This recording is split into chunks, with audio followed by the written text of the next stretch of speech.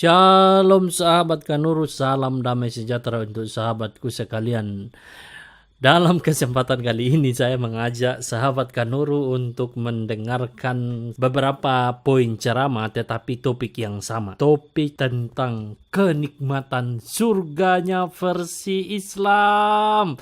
Saya berharap kalian saat ini mau dengar-dengaran seperti apa indahnya, nikmatnya surga versi Islam menurut beberapa ustadz berikut ini. Langsung saja kita dengarkan videonya di sini. Apakah umat Islam dan umat Kristiani Tuhannya sama? Tidak. Jawaban yang tegas adalah tidak. Betul, ini Ustadz ini bagus sekali. Dia memberikan pertanyaan dan memberi jawaban atas pertanyaan yang dia buat sendiri dan tepat sekali. Kali ini Ustadz Sanihu Munir memberikan jawaban yang benar. Hore! Dan berikut ini alasannya mengapa Tuhan orang Kristen dan Tuhannya orang Islam berbeda. Dilihat dari pengajaran tentang isi surga, saudaraku. Keren kan? Ustaz ceritakannya nih. Surga jenis ini saudara malu untuk ceritakan. Surga yang membuat orang yang menceritakannya menjadi malu. Kita bisa definisikan begitu karena orang-orang ini menggunakan istilah itu. Oke, ini dari Ustaz Zulkifli Muhammad Ali. Tapi kata Rasulullah, kesibukan para lelaki nanti di dalam surga adalah, malu Ustaz ceritakannya nih. Malu saya ceritakan ini. Jujur sekali Ustadz Zulkifli ini. Jadi dalam hal ini saya bertanya-tanya kenapa dia malu menceritakan. Ya kalau memang surganya seperti itu ya nggak perlu malu. Ya ceritakan saja seperti apa isinya. Loh kok malu? Ini kan aneh ya. Tetapi kalau kita perhatikan ya, nanti saudara akan mendengarkan juga apa yang disampaikan oleh ustadz-ustadz yang lainnya. Juga mereka berkata malu. Jadi surganya Islam itu malu untuk diceritakan. Loh kenapa bisa? Dan ini alasannya teman-teman. Mau terus? Kesibukan para lelaki yang masuk surga, di surga adalah memecah perawan istri-istrinya. Oh. Perawan terus. Wis. Habis malam pertama dapatkan perawan istri, selesai dia perawan lagi. Waduh. Perawan lagi. Gitu. Wow. Terus Pak. Bagusnya ibu-ibu nggak ikut dengar pengajian ini. Berarti ini nampaknya di surga itu perihal perawan itu penting sekali ya. Sehingga setelah berhubungan seks lah perawan lagi. Berarti kan ini perihal hubungan seks dan juga perawan lagi. Itu adalah poin-poin yang amat penting di surga versi Islam. Makanya setelah berhubungan badan perawan lagi. Setelah itu pecahkan lagi perawan lagi. Pecahkan lagi perawan lagi. Dan itu saja kerjanya kaum pria kata dari sang ustadz. Oh rupanya ini yang membuat ia malu untuk menceritakan. Wow, ternyata itu alasannya. Lah, berarti hubungan seks yang dimaksudkan di surga itu bikin malu ya? Loh kok bisa bikin malu? Khusus bapak-bapak. Kata Rasulullah, maaf ini hadisnya sahih. Tolong baca nanti dalam kitab Tamasya ke Surga oleh Syekh Ibnul Qayyim Al-Jauziyah. Judul aslinya adalah Hadil Arwah ila Biladil Afrah. Rasul berkata, maaf, zakar laki-laki ketika dia berdiri karena syahwat selama 70 tahun berdirinya. Ini yang berkata adalah Nabi, kata sang ustadz, bahwa zakar laki-laki di surga itu dia akan berdiri selama 70 tahun. Wow, seperti apa sih bentuknya zakar yang berdiri selama 70 tahun? Pantesan Ustadz ini malu untuk menceritakannya. Karena ini yang dikatakan sang Nabi katanya. Coba kita ulang lagi ya. Apakah saya salah dengar ini? Rasul berkata, maaf, Oh, ini Rasul berkata dan dia katakan maaf. Loh, kok harus katakan maaf? Kalau memang itu yang dikatakan tentang gambaran surga Islami, ya nggak perlu katakan maaf. Katakan sajalah. Kok kenapa harus bilang maaf? Kenapa harus malu mengatakannya? Zakar laki-laki ketika dia berdiri karena syahwat. Zakar laki-laki ketika berdiri karena syahwat. Itu maksudnya kalau itu si Joninya laki-laki itu, kalau dia berdiri karena nafsu, maka Selama 70 tahun berdirinya.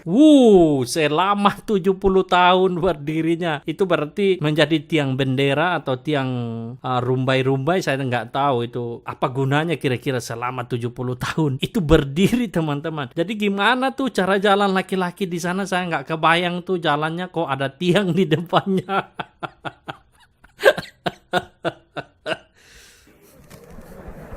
Yes.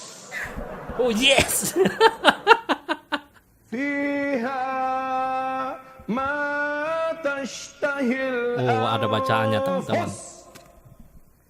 Dalam surga itu baru terbetik keinginan, datang langsung yang mengantarkan. Luar biasa sekali. Anda baru ada keinginan, yang diinginkan langsung datang. Jadi kalau Anda misalnya inginkan dengan siapa misalnya, tiba-tiba udah nongol di depan. Ini bikin kaget nih. Pesan ayam goreng, Pak. Iya. Saya kan baru mikir, iya langsung datang. Keren banget nih. Pengen jus apa? Langsung datang. Jus yang tidak pernah terlupakan rasanya. Wow. Jadi kalau Anda misalnya pingin mobil keluaran terbaru, baru aja mikir, udah ada di depan tuh. Udah parkir di depan itu mobil. Nah, apalagi yang bisa Anda bayangkan. Berarti ini enak dong. Manusianya itu luar biasa ya, betul-betul diperhatikan segala keinginannya. Jadi artinya di surga itu yang dipuaskan itu adalah keinginan manusianya. Nah, kamu bisa bayangkan kan kalau misalnya manusia itu di surga dia berpikir, waduh gimana ya rasanya punya pacar seorang artis misalnya. Dia membayangkan bisa berpacaran dengan siapa, artis siapa misalnya ini yang paling cantik ini. Saya enggak tahu, saya enggak punya referensi artis cantik ini. Ya Madonna misalnya. Dia pikirkan, wah ini gimana sih rasanya punya pacar seorang artis terkenal, Madonna. Langsung nongol tuh Madonna di depan. Nah, bayangkan kalau banyak laki-laki yang membayangkan seperti itu, berarti Madonnanya harus banyak tuh. Masya Allah. Fiha ma tashtahil anfus. Nafsu mau apa? Langsung ada. Nafsu mau apa aja langsung ada, teman-teman. Ya ini nafsu ini kan luas ya. Nafsu ini kan bisa nafsu makan, bisa nafsu seks, bisa nafsu kedudukan, nafsu apa lagi? Bisa nafsu. Banyak sekali ini. Ini berarti kan sangat-sangat subjektif ya, tergantung seperti apa nafsu orang itu. Wah, keren sekali surga ini ya. Kira-kira ada batasannya nggak ini?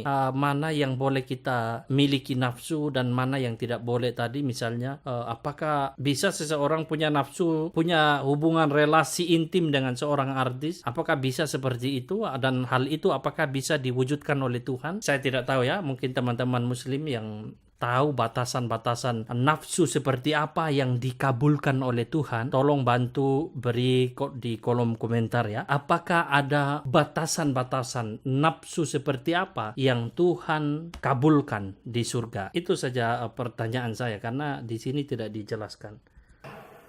Gratis. Semuanya gratis. Nah, ini yang kedua nih. Mohon maaf, ini pembicaraan 17 tahun ke atas. Lagi-lagi Ustadz yang satu ini, Ustadz Firanda, mohon maaf katanya. Ini yang tadi bilang mohon maaf. Ini kok bilang mohon maaf? Dan ya katakan ini pembicaraan untuk usia 17 tahun ke atas. Berarti bagian-bagian ini nggak bisa dibaca oleh anak-anak dong. Wah, berarti materi-materi ini nggak cocok untuk usia-usia tertentu ya. Tapi ini kan dari sumber berotoritas loh. Kok memilah-milah siapa yang baca? Selama ini dituduh Alkitab itu kitab porno begitu, tetapi ternyata ada juga di dalam bagian-bagian kitab-kitab buku-buku berotoritas di dalam Islam yang tidak layak untuk dibaca dan didengar oleh halayak ramai atau oleh usia-usia tertentu ya. Mau dilanjutkan atau diberhentikan? Lanjutkan saja Ustaz. Ibu-ibu.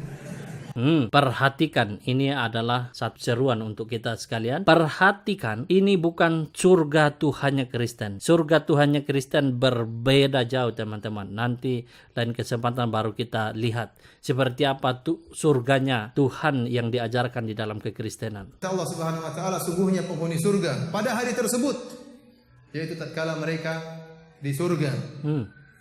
Fi syughulin fakihun, mereka sedang sibuk bersenang-senang. Sibuk dengan siapa? Dengan istri-istri mereka. Hum wa azwajuhum.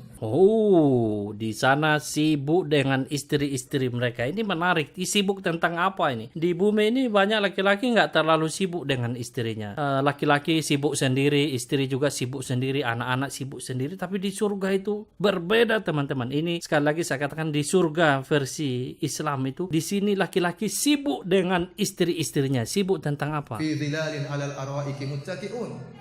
Dengan istri-istri mereka di atas tempat tidur mereka bertelekan. Ternyata teman-teman, sibuknya di atas tempat tidur, teman-teman. Nah, kalau selama ini Anda mungkin ya punya jadwal yang jarang dengan istri, maka di surga, teman-teman, ini kamu sibuk dengan istri. Siap-siap memang kamu ya. Jadi kalau selama ini kamu rem-rem untuk dengan istrimu, tetapi di surga yang diajarkan Ustadz ini, itu kesibukan Anda satu-satunya. Anda nggak pergi lagi ke kebun, nggak pergi lagi ngantor, Anda nggak kerjakan lagi perbaiki mobil atau urus yang lainnya. Kesibukan Anda dengan istri Anda di dipan, katanya. Wow, ini menarik. Sepakat ahlu tafsir dari kalangan para sahabat.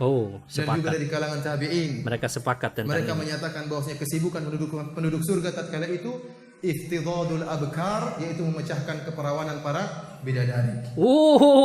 Keren sekali ini. Inilah kesibukan penduduk surga, katanya. Memecahkan perawan para bidadari. Walah. Luar biasa sekali kenikmatan yang ditawarkan di dalam surga, atau surga versi yang diajarkan oleh Tuhan di dalam Islam. Sungguh nikmat, saudara. Ini sangat-sangat menjunjung tinggi kenikmatan, pemuasan kenikmatan manusianya, ciptaannya. Jadi yang dipuaskan sepuas-puasnya itu adalah manusianya. Tetapi saya kembali lagi bertanya-tanya, kok ukuran kenikmatan itu adalah ditentukan dalam hubungan seksual? Apakah itu kenikmatan tertinggi yang ditawarkan di dalam surga? Mohon maaf nih, ini pertanyaan saya saja sebagai seorang yang awam dengan pengajaran dari dalam Islam. Kalau Anda seorang Muslim dan tahu pengajaran ini, mohon tuliskan di kolom komentar, sebenarnya apa kepuasan tertinggi di dalam surga Islam. Nampaknya dari apa yang saya dengarkan ini, nampaknya ya, kepuasan tertinggi yang ditawarkan di dalam surga itu adalah dalam sebatas hubungan seksual. Maka itulah sebabnya mengapa laki-laki itu sibuk ngurusin itu. Lalu pecahin perawan, lalu perawan lagi, pecahin lagi, dan perawan lagi. Sepertinya standar kepuasan tertinggi di dalam surga itu adalah perihal seksual. Benarkah demikian? Teman-teman, mohon bantu saya di kolom chat kalau Anda punya jawaban terkait dengan pertanyaan saya ini. Ternyata ini kesibukan mereka. Keren. Ustadz kok malu menceritakan? Mohon maaf, ini pembicaraan 17 tahun ke atas. Mau dilanjutkan atau diberhentikan? Lanjutkan, Ustadz. Saya nggak enak sama ibu-ibu. Nggak usah, Ustaz. Lanjut. Lanjut, Ustadz. Nggak usah malu, kok Anda malu? Saya aja dengar nggak malu. Ikhwani fillah, akhwati fiddin, azani Allah yakum. Para ikhwani yang sudah dewasa dan para akhwat yang sudah dewasa. Yang belum dewasa jangan terlalu serius. Berarti pesan ini, saudara, ini hanya untuk yang dewasa. Berarti anak-anak nggak cocok mendengarkan materi ini. Berarti ada bagian ya di dalam Al-Quran itu yang nggak cocok untuk usia-usia tertentu ya. Begitu. Kenapa mereka sibuk? Bagaimana mereka tidak sibuk? Sementara bidadari yang Allah siapkan bagi mereka sangat luar biasa, indah, cantik, dan moleknya. Allah jelaskan dengan detail sifat-sifat mereka. Rasulullah SAW jelaskan dengan detail sifat-sifat mereka. Ternyata Allah juga menjelaskan sifat dan karakter dari para bidadari itu secara detil-detilnya. Demikian juga sang Nabi juga menjelaskan hal ini secara detil-detilnya. Berarti Tuhan juga sangat peduli dengan kepuasan ini. Demikian juga sang Nabi sangat peduli akan sumber kepuasan ini, sehingga dijelaskan sedemikian rupa. Begitu maksudnya. Agar kita tidak terpedaya dengan wanita-wanita di dunia, tidak terpedaya dengan para artis-artis kafir, para ahli fujar, para tukang maksiat yang mungkin di mata kita indah. Mereka tidak ada apa-apanya dibandingkan dengan bidadari surga. Begitu maksudnya. Kenapa Tuhan begitu peduli untuk isu ini? Supaya umat muslim jangan terpesona dengan kecantikan dari artis-artis kafir di dunia, katanya. Saya nggak tahu yang dimaksud artis-artis kafir itu seperti apa. Jadi itu yang membuat pria-pria muslim itu berlomba-lomba untuk masuk ke surga, karena di sana itu punya bidadari-bidadari cantik yang nggak sebanding dengan artis di dunia, teman-teman. Mau nggak kalian masuk ke surga ini nih? Silakan Anda saat ini memilih surga mana yang Anda pilih. Allah Subhanahu wa taala berfirman, "Inna ansha'nahunna insya'a, faj'alnahunna abkaran uruban atraba li ashabil yamin." Sungguhnya kami telah menciptakan bidadari tersebut langsung ada, langsung dewasa. Tidak melalui tahapan, tidak kecil merangkak dulu, ingusan dulu, upilan dulu, tidak, langsung dewasa, langsung berumur 33 tahun, langsung seger siap melayani. Wa ja'alnahunna abkaran, dan kami jadikan mereka perawan. Jadi sifat perawannya bidadari itu adalah sifat yang senantiasa terlengket pada bidadari, tidak mungkin hilang. Dipecahin muncul lagi, dipecahin muncul lagi.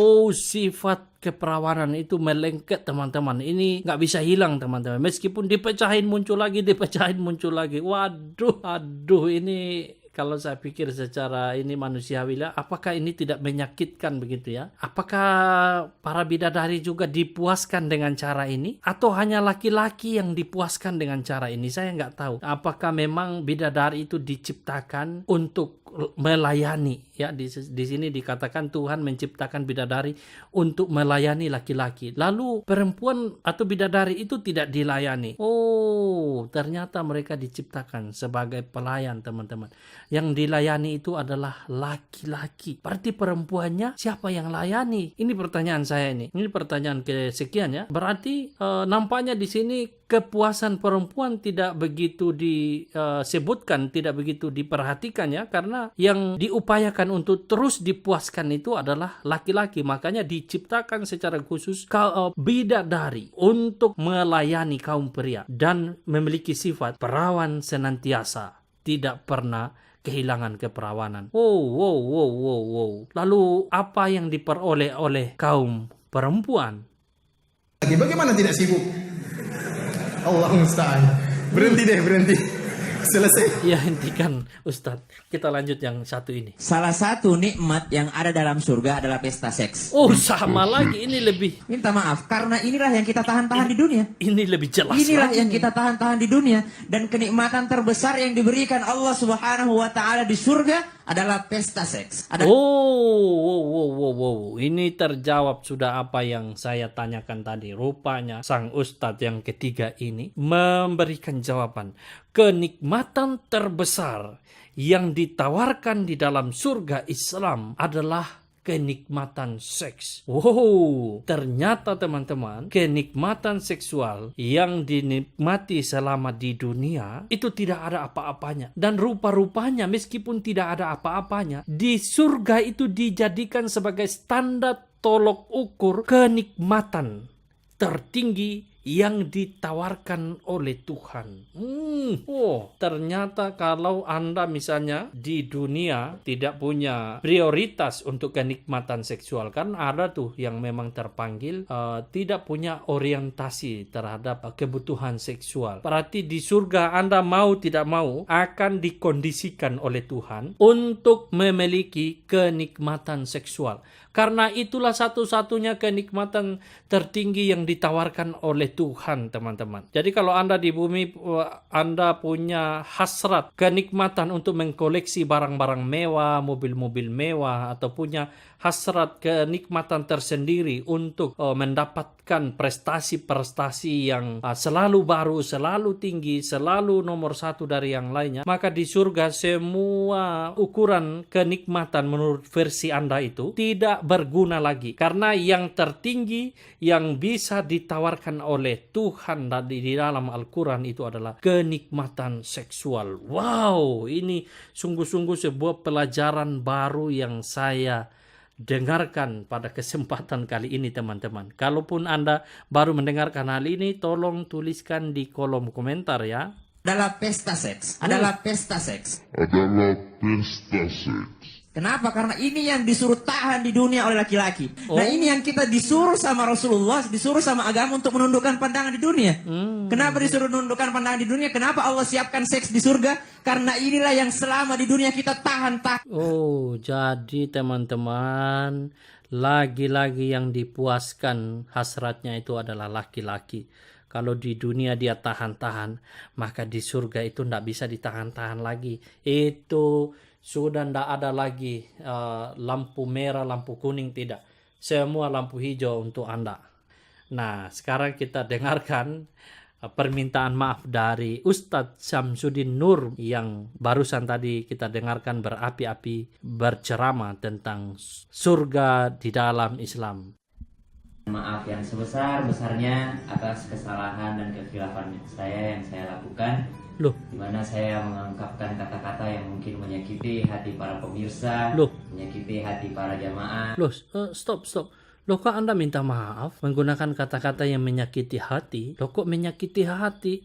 Lah, Ustadz tadi yang dua juga berkata hal yang sama. Loh, Anda kok minta maaf, Ustadz Syam? Kenapa Anda sampai harus minta maaf kalau memang faktanya begitu? Waduh, kasihan sekali Pak Ustadz harus minta maaf untuk sesuatu hal yang memang demikian adanya. Dan juga memang tidak pantas untuk saya katakan. Jadi surga tadi saudara menurut Ustadz ini tidak pantas untuk dikatakan dan diucapkan. Lah, tetapi memang demikian adanya lah. Kenapa itu dilihat tidak pantas untuk diucapkan? Lalu kenapa doa Ustadz tadi juga tidak mengucapkan permintaan maaf? Kalau memang ini tidak pantas diucapkan, lah kenapa itu ada di dalam kitab suci dan juga di dalam kitab hadis yang diakui oleh umat muslim?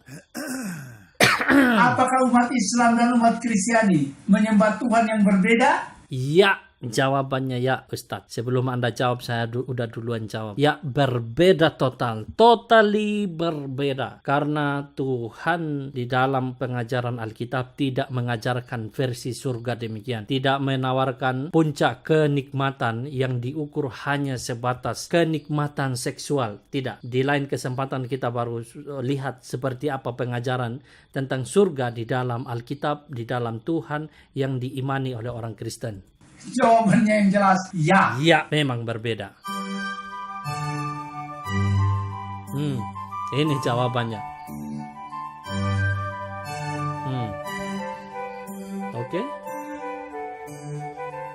Ya, di dalam surga yang diajarkan oleh Alkitab, yang diajarkan oleh Tuhan Yesus, tidak ada kawin dan tidak ada dikawinkan. Ya, itu sudah jelas. Jadi teman-teman, dari video ini kita bisa belajar sesuatu bahwa surga yang diajarkan di dalam Islam itu berbeda dengan surga yang diajarkan di dalam kekristenan. Nah, karena surga yang diajarkan di dalam Islam itu menggambarkan seperti apa karakter, seperti apa sifat, dan seperti apa Tuhan yang menjanjikan hal itu. Demikian juga surga yang diajarkan di dalam Alkitab menggambarkan seperti apa Tuhan yang menciptakan, yang menggambarkan akan hal itu. Maka dengan demikian Tuhan yang disembah, di dalam pengajaran Islam totally berbeda dengan Tuhan yang disembah, yang diajarkan di dalam Alkitab. Maka mulai dari sekarang stop Anda mengatakan bahwa Tuhan yang disembah oleh orang Islam dengan Tuhan yang disembah oleh orang Kristen sama. Tidak sama. Jawabannya tidak sama. Cukup dalam isu ini saja Anda sudah bisa memutuskannya sendiri. Demikian video reaksi, video komentar saya ini, dan pertanyaan-pertanyaan saya tadi mohon teman-teman jawab dengan kepala dingin di kolom komentar ya. Itu adalah pertanyaan yang berdasarkan ketidaktahuan saya. Jadi kalau Anda tahu jawabannya, mohon dijawab dengan santun, dengan beradab di kolom chat. Karena dari bahasa Anda ketahuan tingkat adat dan adab saudara. Tuhan Yesus memberkati kita sekalian. Amin.